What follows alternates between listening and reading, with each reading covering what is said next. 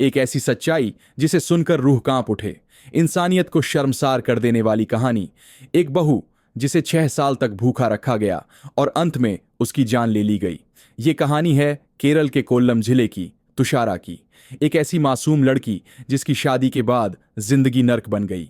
2013 में तुषारा की शादी चंदूलाल नाम के शख्स से हुई थी। शुरुआती कुछ महीने ठीक चले, लेकिन फिर शुरू हुआ मानसिक और शारीरिक अत्याचार। वजह सिर्फ एक, दहेज। धीरे धीरे उसे समाज से काट दिया गया। मायके जाना मना, पड़ोसियों से बात करना मना, और सबसे बड़ा जुल्म, भूखा रखना शुरू कर दिया गया।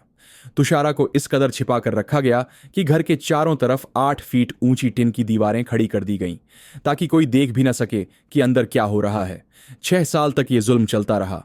मार्च 2019 में तुषारा की तबीयत इतनी बिगड़ गई कि वह चलने फिरने लायक भी नहीं रही।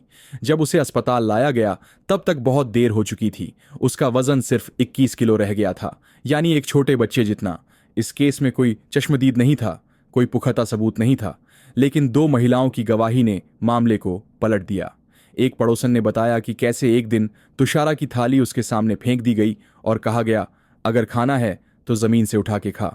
दूसरी, एक आशा वर्कर जिसने प्रेगनेंसी के दौरान तुषारा को देखा, बेहद कमजोर, कुपोषित, लेकिन कोई ध्यान नहीं दे रहा था। सरकारी वकील के डॉक्टर भी, महेंद्र और उनकी टीम ने हार नहीं मानी। 5 साल की लंबी लड़ाई के बाद आखिरकार कोल्लम की अदालत ने चंदूलाल और उसकी मां गीता लाली को उम्र कैद की सजा सुनाई। कोर्ट ने साफ कहा, यह एक योजनाबद्ध हत्या थी, भूखा रख रख कर की गई हत्या। तुषारा अब इस दुनिया में नहीं है, लेकिन उसकी कहानी इंसाफ की मिसाल बन गई है। ये केस हमें याद दिलाता है कि दहेज सिर्फ एक सामाजिक बुराई नहीं, बल्कि जानलेवा जहर है।